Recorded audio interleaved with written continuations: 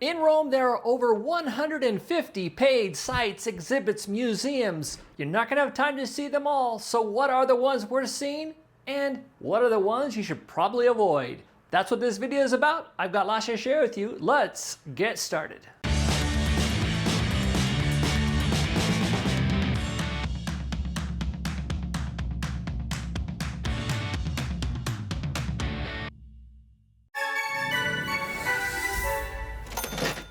My favorite building in all of Rome is probably the Pantheon. It's just an incredible building. It's so old, it's so unique, it's so inspiring. One of my favorite things to do is to just sit down on the stairs there, the steps there, and maybe grab a sandwich, enjoy lunch, and enjoy the atmosphere of the Pantheon. But for those wanting to go inside, as of 2023, you now have to pay €5. It's well worth it. And you can probably anticipate spending 10-20 minutes in line to do that and another 10 to 20 minutes inside the Pantheon. But there is a good way to visit the Pantheon for free. Every Sunday at 10:30 a.m. you can participate in a Catholic Mass right there in the Pantheon. It's free, but you probably have to get there an hour or so in advance to get a seat. So when you're in Rome, if you're there on a Sunday, you can participate in a cultural event, in a Catholic Mass right in the Pantheon. On our YouTube channel, we try to post informative and hopefully fun videos about Rome. At least that's our goal. If you enjoy videos about Rome, please consider subscribing. Another great thing to do while you're in Rome is to visit the catacombs. Yes, there are several different catacombs in Rome. You may be wondering which one should you visit. They're all very interesting, but the catacombs that I recommend you visit are the San Calistro. If you can only visit one, the San Calistro are the most significant. 16 popes were buried there, close to 500,000 people. It's got like 20 kilometers of tunnels. It's over 4 stories. Super interesting. All the catacombs, they cost just €10 to enter, and they all include a guide. So it's super interesting, super affordable. Visit the San Calistro Catacombs when you're in Rome. And while you're at the San Calistro Catacombs, don't forget Via Appia Antica is right there. So go ahead and walk down Via Appia Antica. Take advantage of that. Super fun thing to do. Just €10 plus Via Appia Antica is a bonus. Number 8 of the top paid sites in Rome goes to Villa Borghese Gallery. Now, I'm a little conflicted of adding it at all. That's because I have yet to visit Villa Borghese Gallery. I really don't know what I'm talking about here, but I have heard a lot of good things. It would be super helpful if you could leave a comment. Let me know what you think of Villa Borghese Gallery. How does it compare to some of the others, such as the Vatican Museum? Despite not having visited Villa Borghese Gallery, it still made my top 10 paid sites in Rome.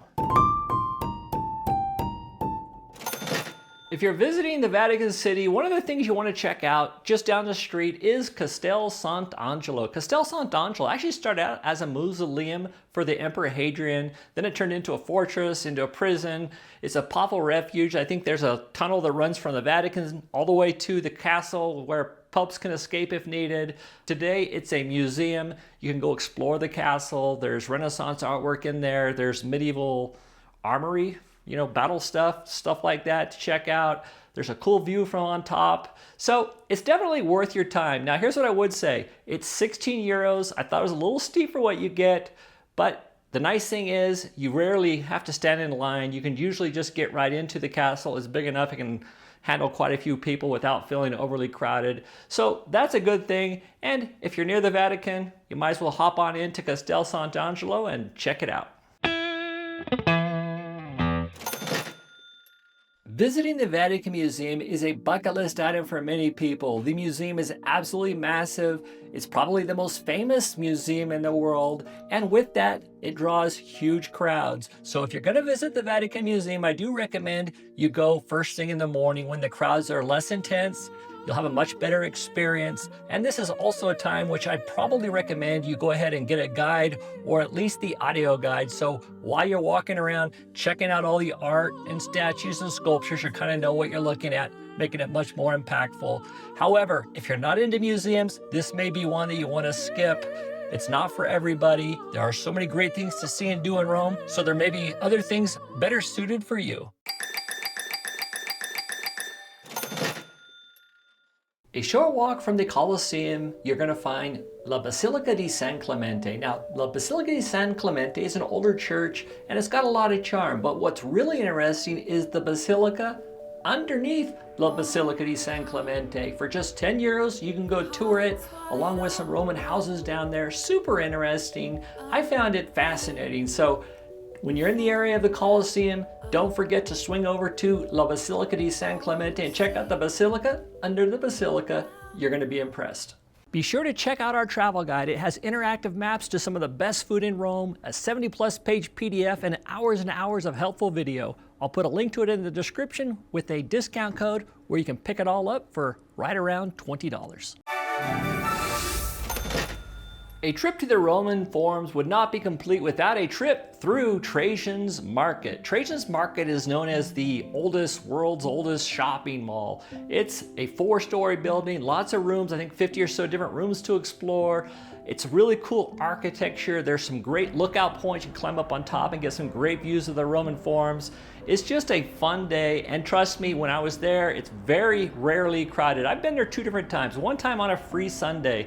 If you don't know this, every first Sunday you can go explore different sites in Rome for free. However, you typically have to wait in long lines. I was able to just walk into Trajan's Market. So even on a free Sunday, Trajan's Market was not crowded. The next time I went to Trajan's Market, I got there when it first opened at 9 a.m. and we were the only people there for maybe 20, 30 minutes, making it super unique, super special, just to be able to walk around, explore the building, check out the different viewpoints and everything with absolutely no crowd.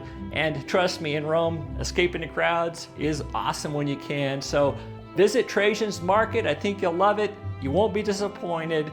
It does cost 18 euros. Just as much as it costs to go into the Roman Forums, but I think it's worth it. In my opinion, it really is a great sight to see while you're in Rome. One of my favorite things to do in Rome is to climb to the top of St. Peter's Basilica. It's just 10 euros, but there are 500 and some odd steps. You can take an elevator, but you have to pay an extra 5 euros to do that. The elevator takes you up about halfway. You still have about 330 more steps to climb, but it is truly incredible. The views from on top of the St. Peter's Basilica are spectacular. So when you're visiting St. Peter's Basilica, I recommend you climb to the top of its dome. It really is an incredible experience. Another site that's super awesome to check out when you're in Rome are the baths of Caracalla. Now they're a little bit off the beaten path, so maybe that's why they're not as crowded, but they're super easy to get to. You just have to hop on the metro, get off at Circus Maximus, and from there it's less than 10 minutes. You can walk to the baths of Caracalla. Now when you get there, from the outside it just looks like some unusual ruins, but when you're in the baths of Caracalla, it's absolutely fantastic. So much to explore and check out when you're there. And yeah, so don't miss the opportunity to visit the baths of Caracalla. It's just 10 euros and it's worth every penny. Of all the paid things that there are to do in Rome, the one thing that is by far the best value that should not be missed by anyone is the Colosseum and Roman Forum. It's just 18 euros, and trust me, you get to do a ton. Now, if you go into the official website, there are a lot of options for the Colosseum. I'm going to go over those with you really quickly. The standard entry into the Colosseum that will include also one entry into the Roman Forum is 18 euros, and it's this option right here. It's called the 24-hour Colosseum Roman Forum Palatine. Now, if you just wanted to go into the Roman Forum, you've already been to the Colosseum, then you can purchase the Forum Super Pass that includes all the super sites that are going on, and that's also 18 euros. Now, if you wanted to go to the underground experience, this one here, or to the attic, which is over here, if you can get them, it's an additional 6 euros. Very hard to get. Most of them are sold out.